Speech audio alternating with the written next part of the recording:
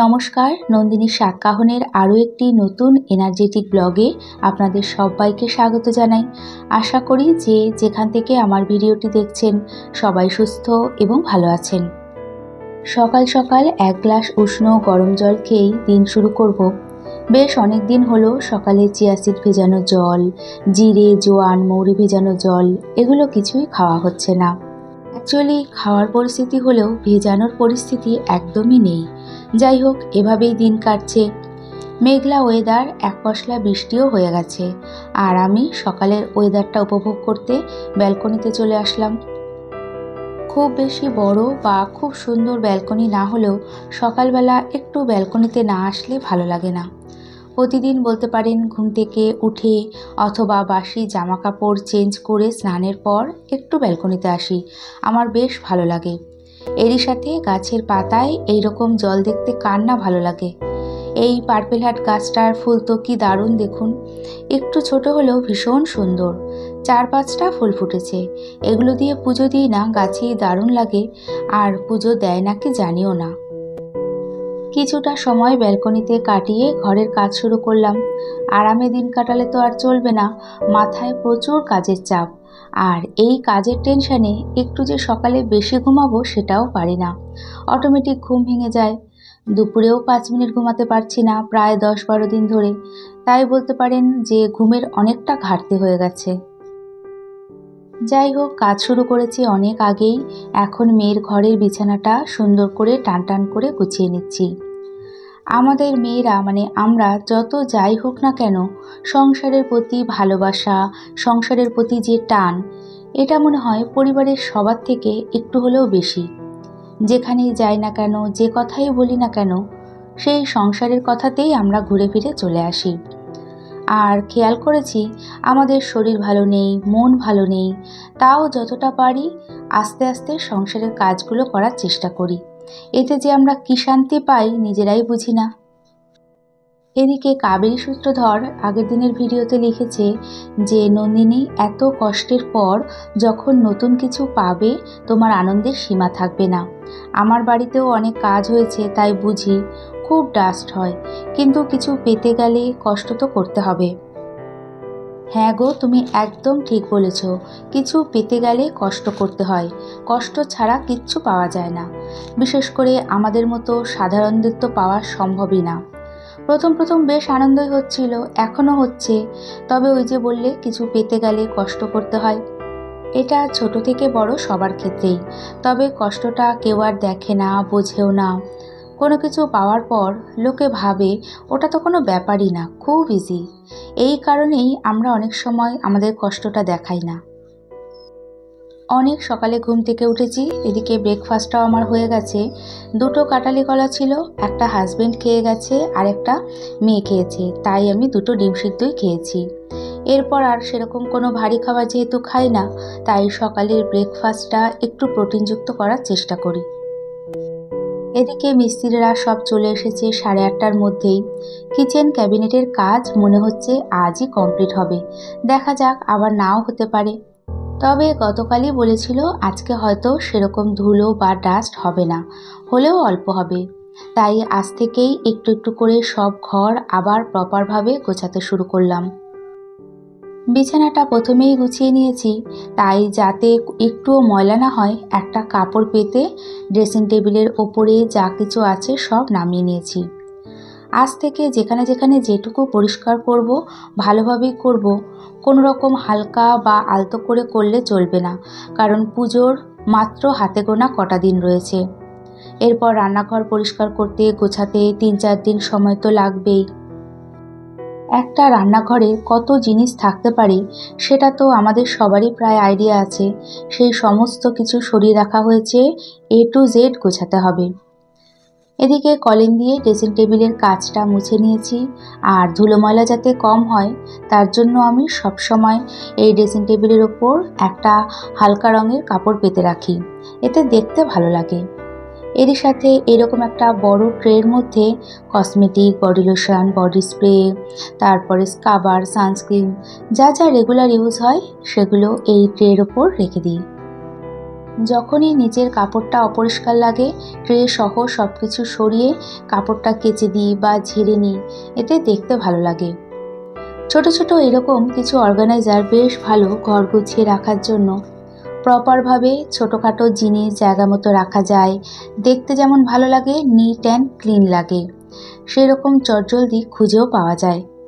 তাড়াতাড়ি কোথাও যাওয়ার সময় যেমন লিপস্টিক এখান থেকে নিয়ে ইউজ করি, আবার এখানেই রেখে দিই। আজকাল বাজারে অনলাইনে এইরকম অর্গানাইজারের অভাব নেই, ভালোর থেকে আরও ভালো, তার থেকেও আরও ভালো আছে।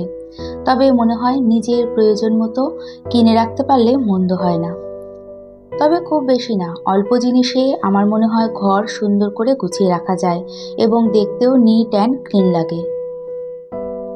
মেয়ের বই রাখার ক্যাবিনেটের ওপরের সেলফগুলো এই যে ধুলো পড়েছে, সব কিছু নামিয়ে মনের মতো করে পরিষ্কার করছি।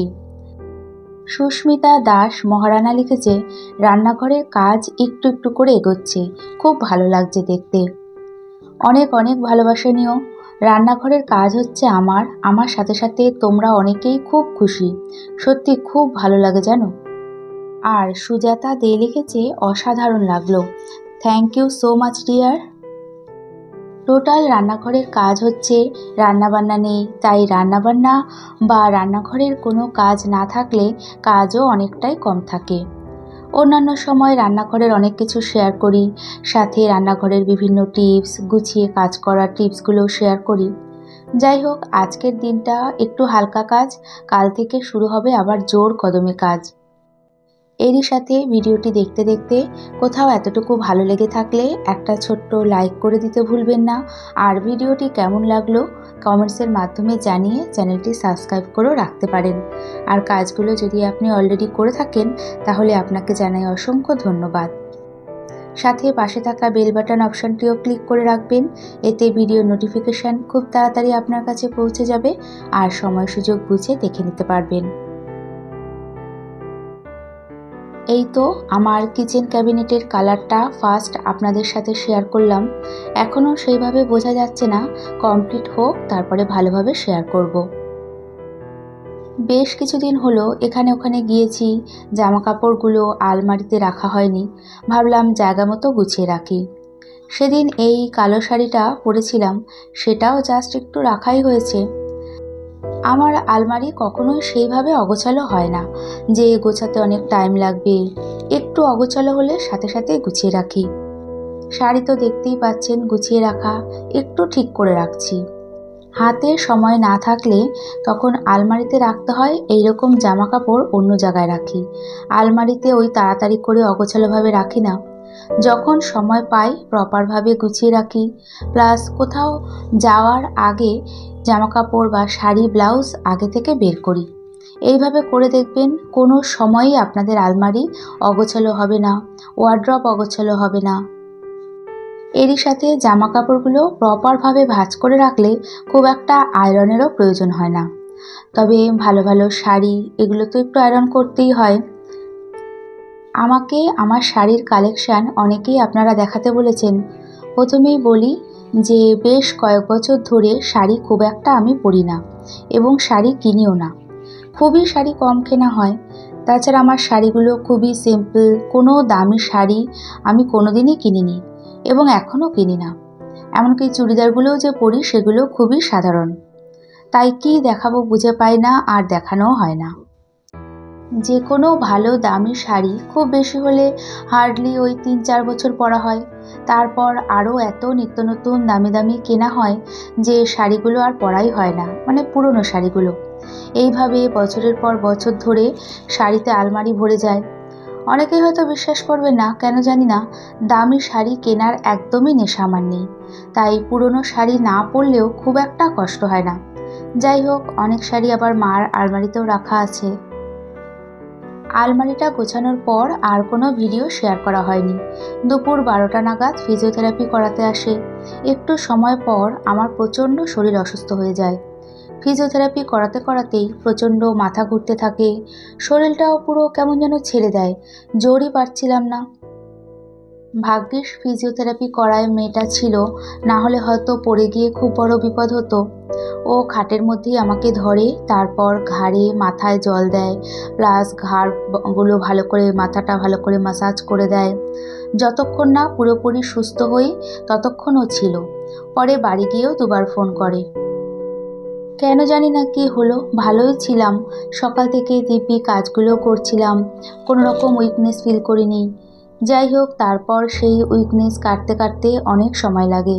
এদিকে পুজোর আগে একটু আলমারিটা গোছানো ছিল, সেটাও কমপ্লিট হয়ে গেল। অনেকটা নিশ্চিন্ত।